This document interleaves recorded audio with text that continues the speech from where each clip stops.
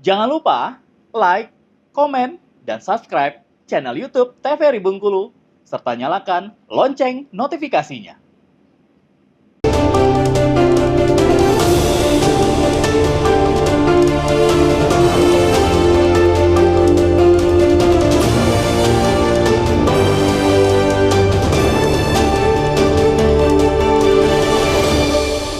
Selamat datang pemirsa, apa kabar Anda? Senang sekali jumpa kembali bersama saya Khairul Fahmi tentunya di Bandung TVRI Bengkulu untuk edisi hari ini. Dan hari ini kita akan berbincang tentang satu tema kita mengenai MBG anak dan ibu hamil atau makanan bergizi anak dan ibu hamil. Bersama dengan narasumber kita yang pertama ada Mbak Melisa Oksadian Abu selaku aktivis perempuan. Selamat sore Mbak. Sore. Sehat? Alhamdulillah.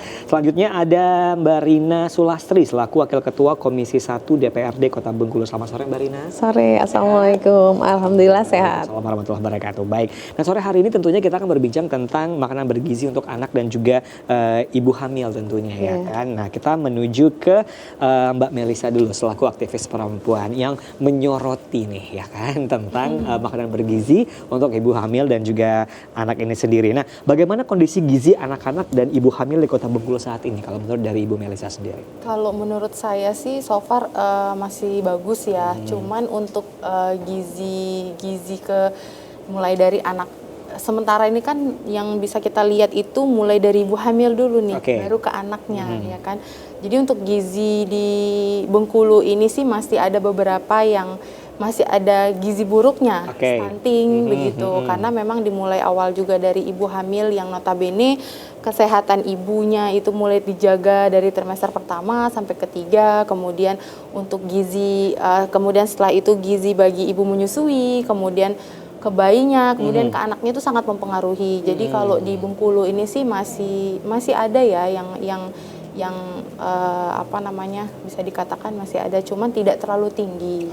Nah angka stunting sendiri di Kota Bengkulu cukup tinggi atau seperti apa kalau dari Mbak Melisa? Kalau sekarang sih kayaknya dari data yang ada di Dinas Kesehatan sama bagian gizi juga masih ada, tapi ya tidak terlalu tinggi sih, tapi masih ada gitu. Masih ada. Gitu. Oke, faktor yang menyebabnya itu sendiri mungkin apa? Kalau kita lihat sendiri, kalau kita mengamati masing-masing tentang stunting ataupun juga gizi buruk ini sendiri, Mbak Jadi Melisa. stunting itu kan sebenarnya sederhana ya cara menyikapinya seperti apa. Balik lagi ke parenting dari ibu dan ke orang tuanya.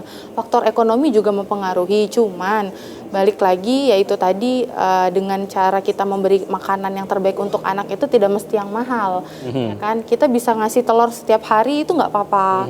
Kemudian ada susu, kemudian buah-buahan, ya karbohidrat. Yang penting gizi itu cukupnya itu ya paling protein, karbohidrat, mineral dari air, kemudian dari serat-serat yang bisa jadi dari buah-buahan. Apalagi kan Bengkulu ini nggak kurang ya kalau soal buah ya gitu. Balik lagi dan untuk gizi ini maksudnya makan bergizi gratis ini juga menjadi salah satu faktor bagaimana meningkatkan pertumbuhan ekonomi ya di Provinsi Bengkulu khususnya. Jadi kan kayak makanan bergizi gratis ini juga salah satu faktor yang didukung, kemudian program prioritas dari Presiden kita di mana mereka pengen mewujudkan generasi-generasi generasi-generasi yang cerdas gitu, meningkatkan sumber daya manusia yang baik. Oke, baik. Nah kita beralih ke Mbak Rina nih selaku pemerintahan ya. Pemerintahan baiklah.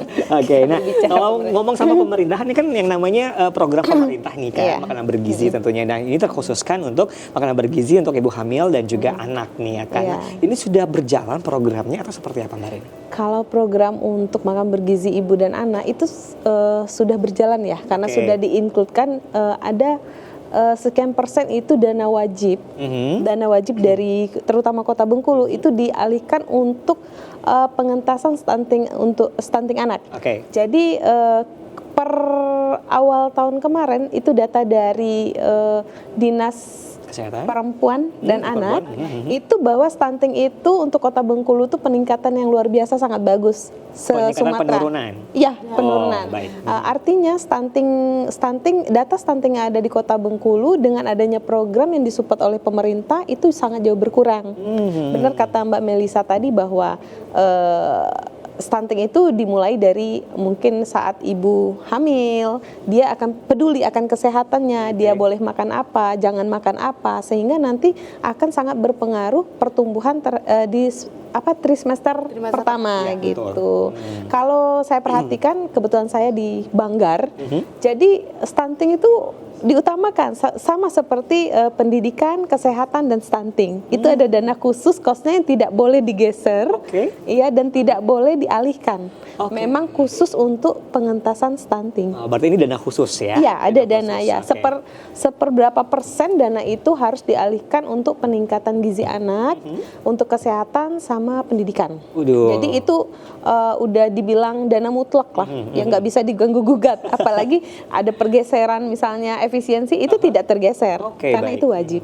Sifatnya. Karena kita melihat Kota Bengkulu ini sendiri cukup tinggi juga ya kan stuntingnya, dan udah berkurang dengan udah sangat berkurang dengan adanya dana tersebut ya kan. Punya anggaran sendiri, anggaran sendiri kurang lebih 300 triliun kalau nggak salah, khusus untuk makanan bergizi gratis seluruh Indonesia.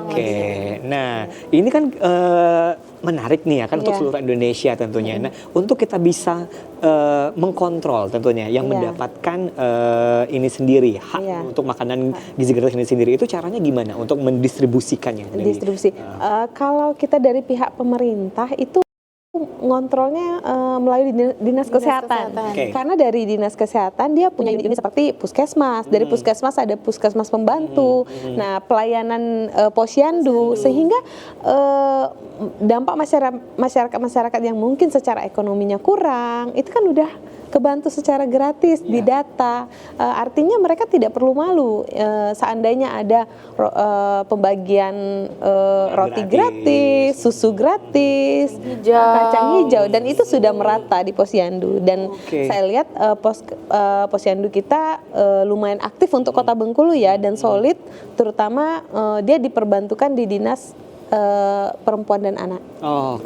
Baik, luar biasa. Nah, kita kembali ke Mbak Melisa nih ya kan, selaku aktivis. Nah, menurut dari Mbak Melisa sendiri nih, apa sih bentuk program makanan bergizi gratis yang ideal menurut dari Mbak Melisa?